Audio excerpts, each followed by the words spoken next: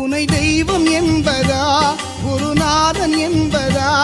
என்னை பார்த்து பார்த்து வளர்ப்பதனால் அன்னை என்பதா உனை தெய்வம் என்பதா குருநாதன் என்பதா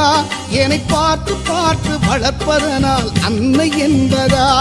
உனை கடவுள் என்பதா கருணை வடிவம் என்பதா